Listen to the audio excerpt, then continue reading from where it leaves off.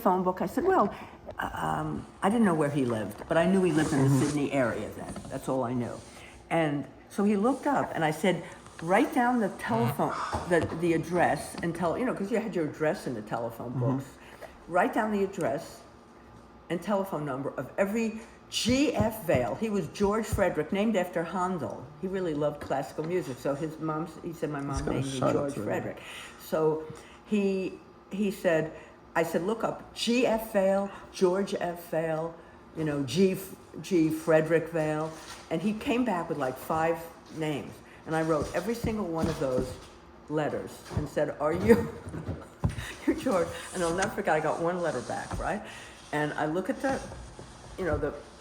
return address, and it's not his handwriting. But it's amazing you'd recognize his hand. Well, you had all those letters, I had all those letters, in the old days when people actually, you knew their handwriting. So I opened the letter and it said, Dear Madeleine, my husband George died. And I went, oh no, like 40 years ago. So that wasn't him. And she was so nice, and she said, I think it's really great that you're trying to find him. Because in the letter I said, if you're the George Vale that I once met. So she said, if I ever hear of any, she was really nice because nobody else, it's like when I was trying to find the lady in the Springsteen thing, with the, Jane Nielsen, and I get, you Google and you get 5 Jane Nielsens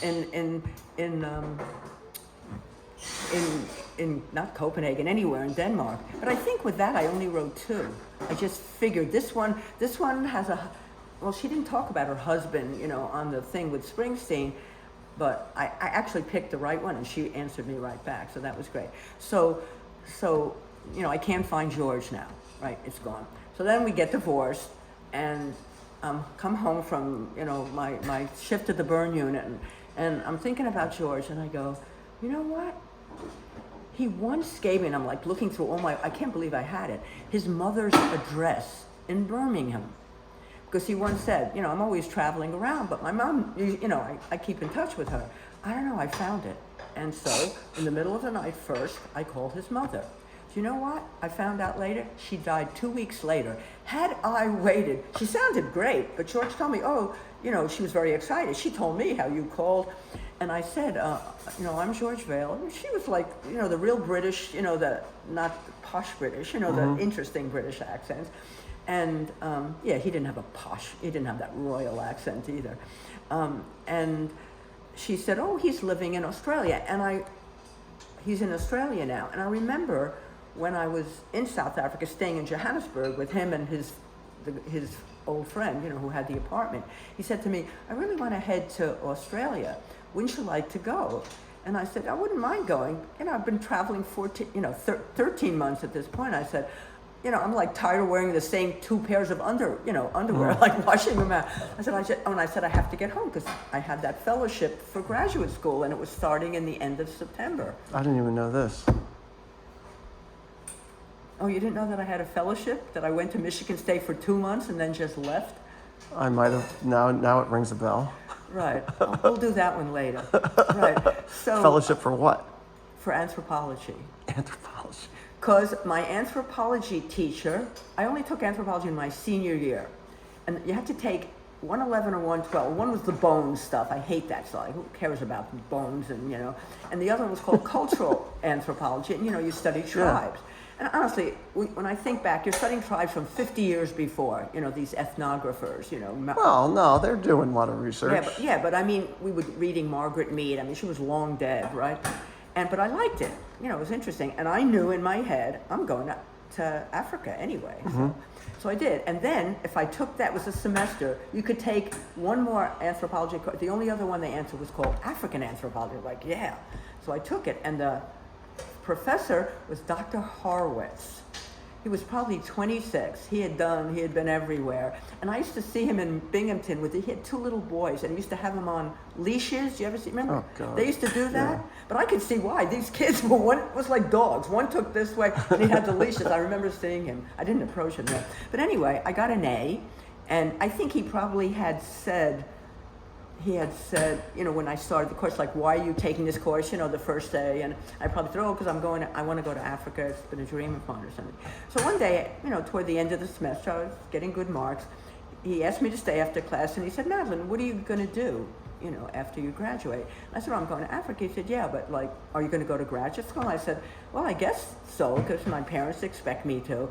But all my friends who went to graduate school right away, I didn't know how they could do it. Like, you are so sick of exams and papers, like, I don't want to see a classroom. And I loved Harper College, but it was like, I couldn't go straight in. So he said, are you interested in anthropology? I said, well, I found that interesting. So he said, I would be happy to recommend you he said, you'd get a fellowship. And I said something like, I don't want my parents, they've already paid for me. And I had a scholarship at Harper too, like a $400 scholarship. But I said, so I don't, I have to earn some money. He said, no, he said, I'll recommend you. You'll get a fellowship easily. So a fellowship is a full scholarship, but you have to work for the professor, right? So he must have given, he said, the best school, this is funny, he hadn't gone there, but he said the best school for anthropology is Michigan State. So, my little antennas go up, I have a sister who lives in Michigan. And so he said, get yourself an application. And I said, well, I won't be going next year because I'm going to Africa. He said, yeah, but, tell them that and, apply. So I had the application, I think, I called for, I wrote for it and I got it. I must have taken it with me. And so where did I fill it out? In Kadugu. I was here I am, I'm in an African village. So of course, they write me back somewhere. I got it, like at the, I used to get mail like at the embassy, like in Nairobi. I know I'm going. So my mother would write me a letter. Or you could go to, they had that post restaurant, but I liked the embassy. I felt like, and they would just say care of the American embassy. In fact, when I got to Nairobi to get my mail, the ambassador came out and said, Madeleine? And I said, yes. He said, your mother called me. My mom called to say, tell my daughter she should be coming home. Because I thought I was only going to be in Africa for a couple of months. Now it's almost a year, see, so. He was so nice. He must have said to the lady who gave out the mail, like, when this girl comes in, tell me. And he came in, he was so nice. He was tall, distinguished, white hair. I don't even know his name, but I mean, Nairobi was like, a main embassy. And he said, Madeleine? I said, yes. He said, your mother called me. She screamed at me over the phone in South Africa when this family I was staying with, they took me to visit a relative, in another town out in the, on a farm. But somebody was still in their house in Pietermaritzburg. This is a family I met in Pietermaritzburg. Remember I went to see my pen pal? Mm-hmm. Right. But I was also told to see this other family because it was a Jewish family, kosher and everything, whose daughter happened to be in America. She wasn't traveling around like I was, but she was traveling around in America, and my Aunt Jean and Uncle Phil went to services on Friday night in Manhattan and met this girl. And they said, I guess they introduced her, at the services. And they said, my crazy niece is going to be in South Africa. And she said, oh my God, my niece is traveling in Africa right this minute. They didn't know I was going to Pietermaritzburg. Mm-hmm. So she must have called my mother. My mother said, oh, that's where her pen pal lives. She's going there. So the girl said, oh, tell them to look up my parents. They would love to meet her. So I never met the girl, right. Ever. Right. And that couple that I stayed with, the Essers, I can't remember her name, maybe Rachel. He was Chick, that was his nickname. And they owned a men's clothing store in Pietermaritzburg. And it's funny because they came to America like when I was married to Bruce. And Bruce and I went down to their hotel in Manhattan to see them. And we just sat around. That was all we did and talked. And she said to me, I don't tell anybody I'm from South Africa. We say we're from Australia. And that's what people, because South Africans, sure, especially because this hotel, it was just like a pretty moderate hotel. And everybody who was working in it was black, right? Like the guy behind the desk and everything. So she said, we always just tell people, which I think is so funny because I the accents are nothing alike, but to Americans, Yeah, of you course. got an accent and you speak English, yeah, you're Australian, right? So that was so funny. So after I saw my pen pal, I never stayed with him. I think I actually went to their house first, and they greeted me with open arms. Oh, you have to stay here, so I stayed at their place for, I don't know, weeks and weeks, but they would take me, so they took me up to Rustenburg, where one of their relatives lived, and I guess somebody back in their house, I think we stayed overnight in Rustenburg. It was far. Yeah, because this Durban was Natal and Rustenburg was near Johannesburg. So, it was a big trip. So we stayed overnight there. And while I was there, my mother, because when I got to their house, and my Aunt Jean knew that anyway, I told my mother I'm staying, with that lady, whose daughter, Aunt Jean met, and they had the phone number. So she called there thinking I was there, but I was in Rustenburg. So that guy told my mother, oh, she's visiting the farm with, my wife. No, I mean, he was with his wife and, it's like, I don't know, the maid, the African maid, which but somebody did. Oh, they had a student there who they rented a room to. So she probably said, oh, they're up in Rustenburg, I'll give you the number. So I'm in Rustenburg and it's like, in the evening and the phone rings and the family answers and they say, oh, it's for you, Madeleine. And my mom started yelling at me. So she could see I was getting very upset. She said, let me talk to your mother. And apparently she talked to my mother and then they hung up and she said, your mother said that apparently don't you tell me what to do with my daughter. It's so unlike my mom to do that. My mom was calm. My dad was like me, but not my mom. And she got really upset. So, tell my daughter, I want her home right now.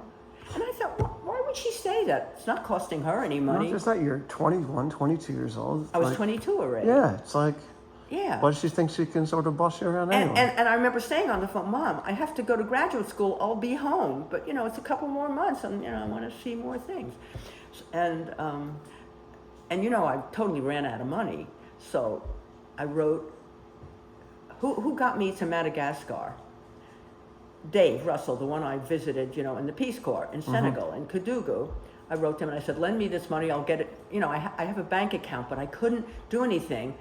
It was a savings account and it was in trust, my mom's name was on it. That's how she used to do it so that I wouldn't spend too much money. So she had to approve it. So was no way I was going to ask her, oh, I want more money so I can travel further. So he lent me, it was like $500. That was when I finished. And from Madagascar, I flew back to France, on the way to, right. And that's why I stayed in France another month, trying to pick grapes, but the grapes were late that year because it was too much rain. So I washed dishes in a motel, where when we went on our honeymoon, we went to that motel and he met that couple who gave me the job in the motel. I didn't know that. Yeah, and they were not. Montélimar, which is the nougat capital of France. It's down towards Provence. That's where they make all the famous nougat. I don't even like nougat that much. It's that weird candy. Yeah, it's good. Too.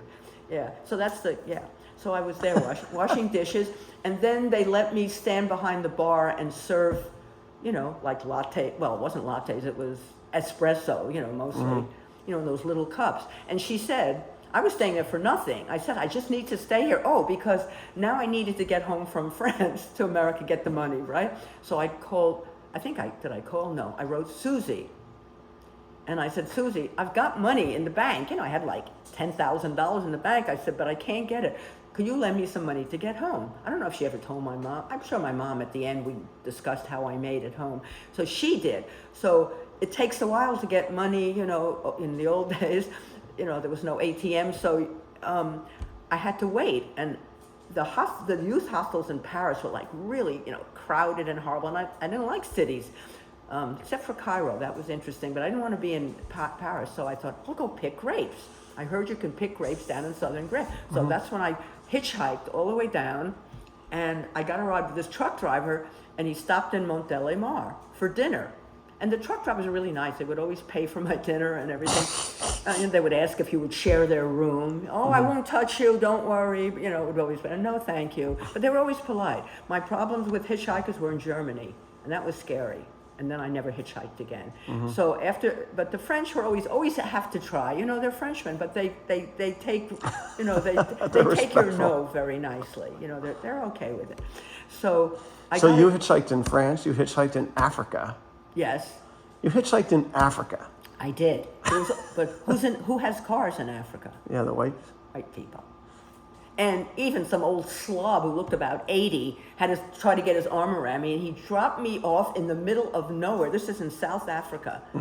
And he dropped me off in the middle, because I just thought, I mean, he didn't scare me like the German guys scared me, the two German guys scared me, but I just said, just drop me off right here. And then I sort of, walked and walked, and then I came to this village. And everybody always said, if you come to a village, just go to the police station. They'll let you stay, like, the jail cell or something. So I go to the police station, and it was African, police. And he said, where are you from? Well, I mean, he could tell I was English. And I said, I'm American. He said, oh, we have a mission. We have an American mission and an English mission. But, we'll send you to the American mission.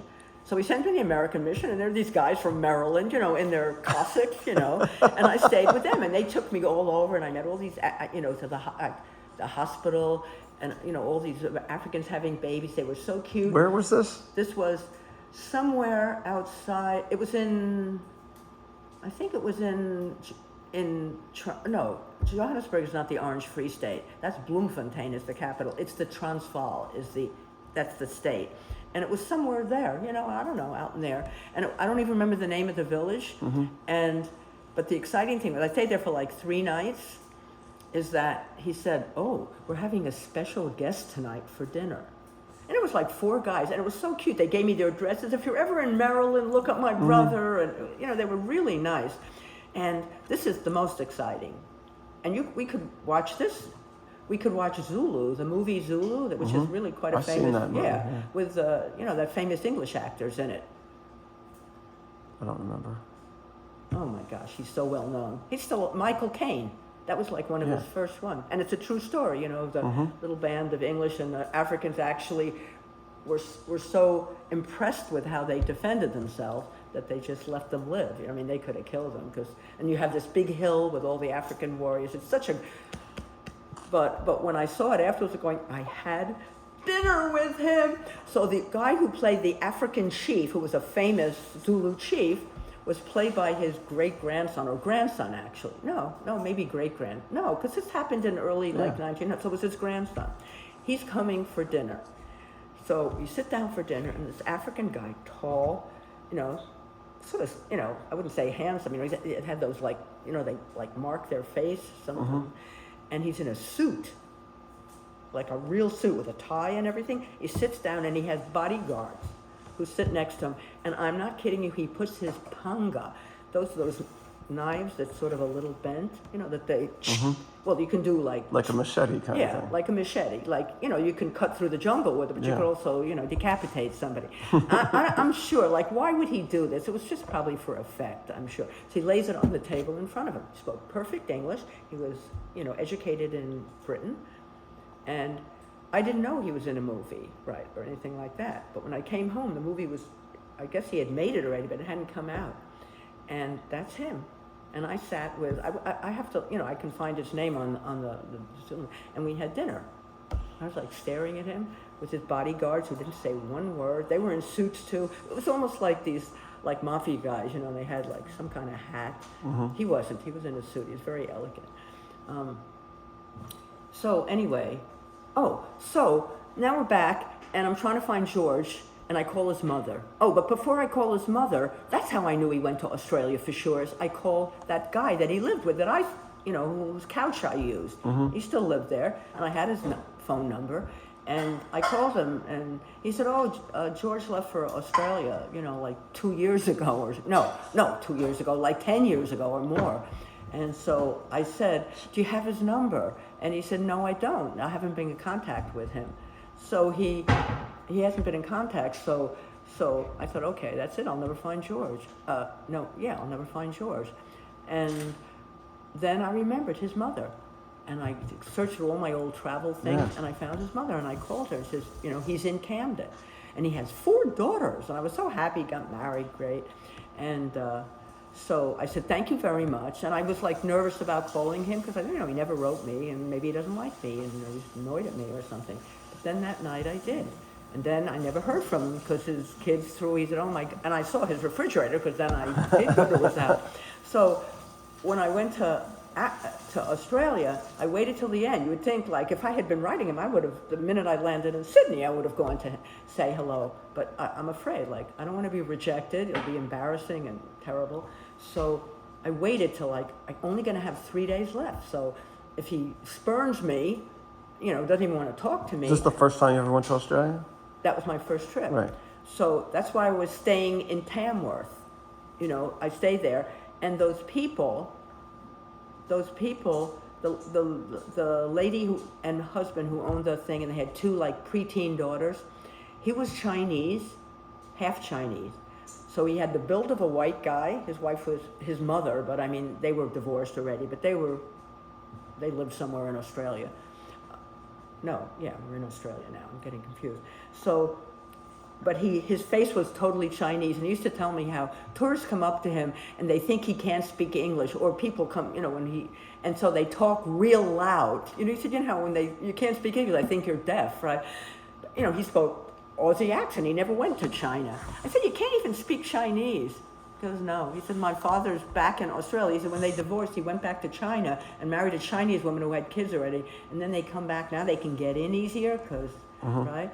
And, you know, it's the land of, as soon as you get in, you get the dole, you get, you know, so he didn't have too much respect for his dad. So they took me, so, you know, oh, you're traveling around Australia, amazing. And a lot of places where I stayed, there was nobody in the motel, because it was the pilot strike, the famous pilot strike in Australia. And you could, international, there were no domestic planes, because, you know, they said, we want more money, and none. So a lot of places where people don't have time to drive or whatever, there's no planes. So I'd be in a motel and there'd be nobody there. That was up in Queensland, the same thing, Port Douglas, nobody there. That's how somebody taught me to scuba dive. Not scuba, the other thing. Snorkel. You snorkel. Yeah, because he said, yeah, we'll get in the pool here. There was nobody there, the manager of the motel. It was like, so I think when I was in Tamworth, there was nobody there, but it was also not, it wasn't a school vacation. It wasn't the, you know, country music festival, and it was pouring rain and cold and everything. So I stayed there, and I used to walk. I wouldn't even ride. It was raining so hard, and there was like a supermarket a few blocks away, and I'd get food, but they would invite me for dinner, and you had a TV, and, you know, at a certain time of night, they do this in Australia, like in, you know, cheap motels, you turn on the channel and they'll play a movie for you.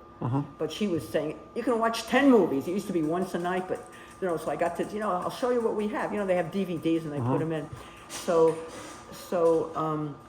she said, I'm going to take you out to you know, you love being in the country and horses and cows and everything, but her parents didn't have horses. And she takes me 25 kilometers out of Tamworth to her farm. And they were in their, he was 70, she was 63. I'm older than them. To me, they were old people.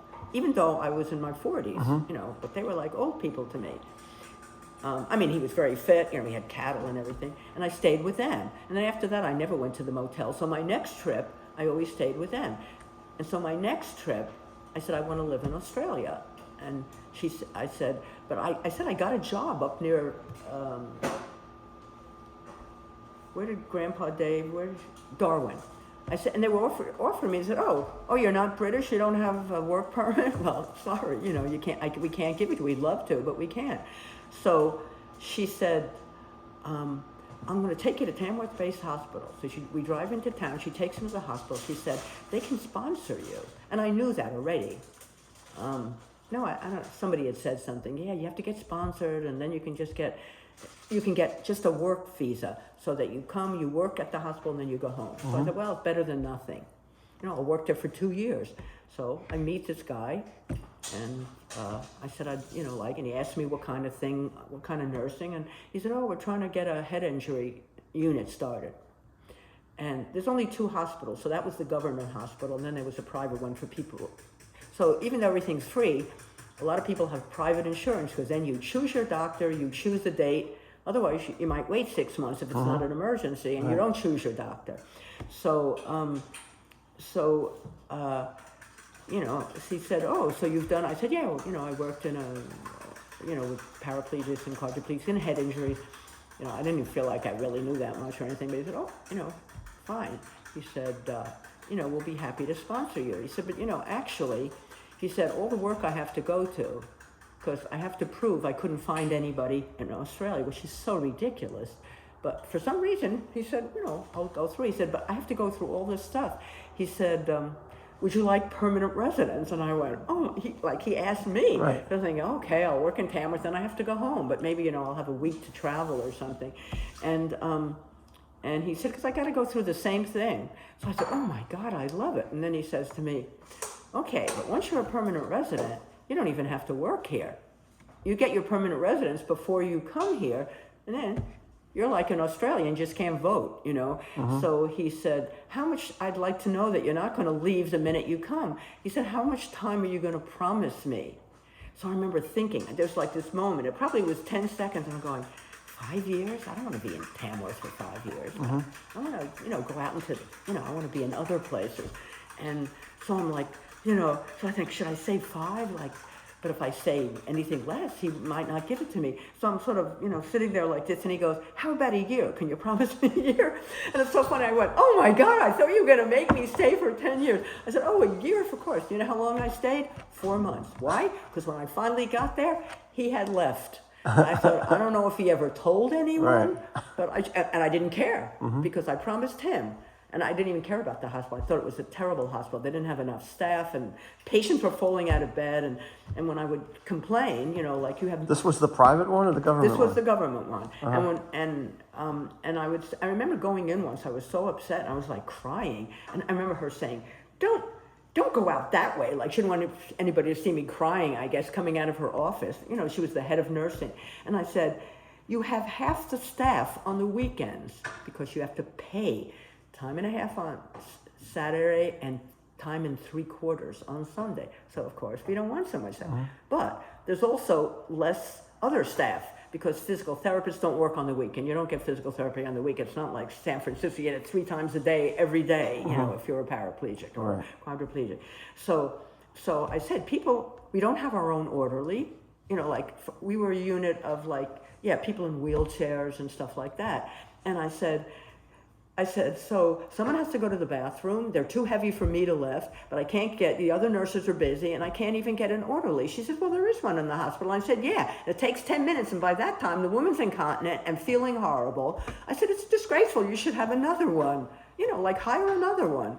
And I remember they finally did, and the guy came over and thanked me for his job. But I just said it's ridiculous. All the nurses, see, I wasn't in America.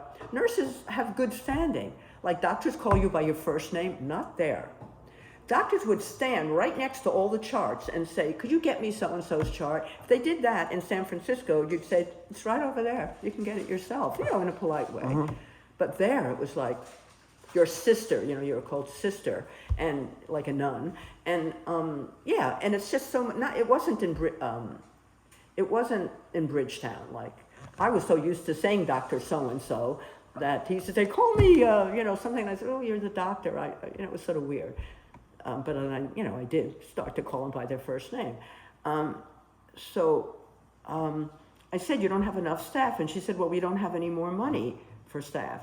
So I said, they're building a tennis court for the doctors outside. And, how come? Well, I guess nurses could go too, but it was mainly for the doctors. And she said, oh, this is what they do in Australia. This is the truth. When you have a hospital, they give you a certain amount of money for 3 different things. One's medication and supplies, one's staff, and one's beautification. And you get a certain amount every year. And if you don't use each thing, you don't get it as much, right? So I said, can't you switch? So they had gorgeous gardens. It was beautiful. But I said, you don't have enough staff. That's the most important thing. And I said, can't you switch, take some from the garden stuff and put a step? You're not allowed to. So at the end of every year, even in schools, they have that kind of thing. They're just like, we gotta get new television sets or something, because otherwise we won't get that money. It's so ridiculous. So I remember saying, I don't want to work here anymore. So 4 months later, John F. Kennedy, who I met up. You remember how I met John F. Kennedy? Not the real. He was dead. No, I know. Because Teddy knows, and Simon, they always go, oh yeah, then it was John A.O. Kennedy. I was in Queensland, just getting ready to come home, and I'd gotten the job. I'd gotten that job. So now I was just going to travel a little because now, well, not the job. I had gotten the guy to sponsor me. Right. So I thought, okay, I still have time. My ticket, I'm going to go up to Queensland. So I go up to Queensland, and somebody said, oh, there's like one of these rapid boats. These kind of forgot they're like high up off the water and they go really fast. And it goes along the coast of northern Queensland and you land in Cooktown and you spend 2 hours there or 3 hours and then you come home. And I said, oh, I'd like to do that. So I bought a ticket and we get to Cooktown and, so all the people on the boat, they're taking a tour of Cooktown. I don't like doing that. I have my bike. I said, can I take my bike on the boat? And they said, yes. I'd already seen a map. Oh, there's a road out of Cooktown. I'll just ride my bike for 3 hours. And so, they did the tour. I didn't give a shit about the tour.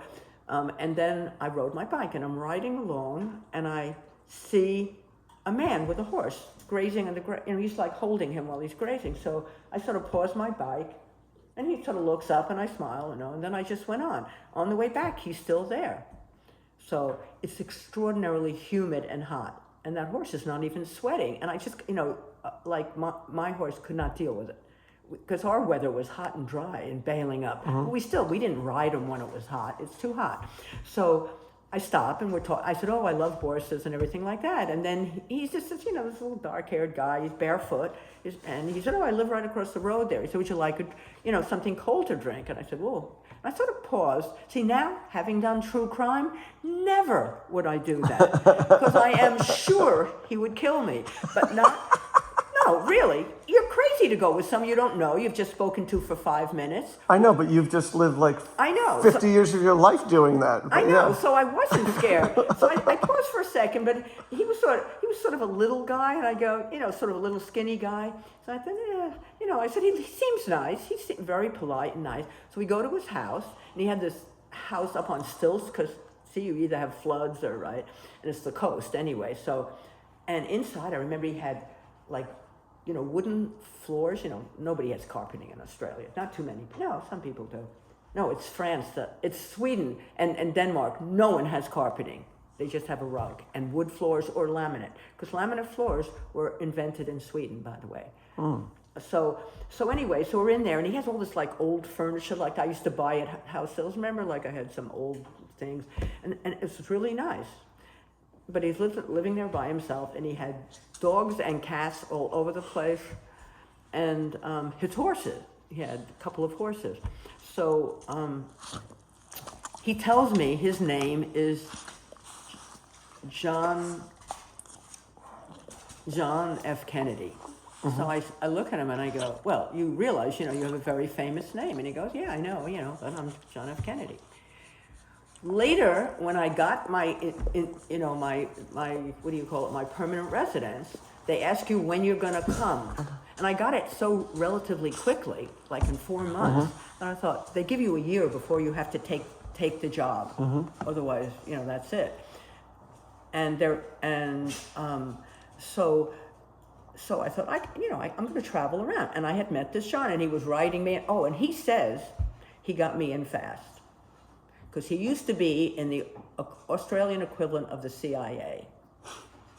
He was trained in Virginia, that place, where all the FBI people, it's like an air base, something, Virginia. I think actually Bush was there when 9/11 happened. Yeah, no, I know what you're talking about. Yeah, so he said, so I did a lot of favors for him, so he's going to do favors for me. And he said to me, I know so-and-so, like one of the state representatives in Queensland, and who I knew, who was always like the opposition party. And I said, no, I don't want you to do anything like that for me. I'll just wait and like everybody else. But then, I'm sure he did do it. He never really admitted it. But he said, I just called up this guy at, something air base, and I said, I've done, things for you. Now I want you to do it. It's a very nice American lady. She's a nurse. She's applied for, to come to Australia to work. I want you to take it. And I'll never forget that right before I got it was right before Christmas, I went down to the embassy in New York.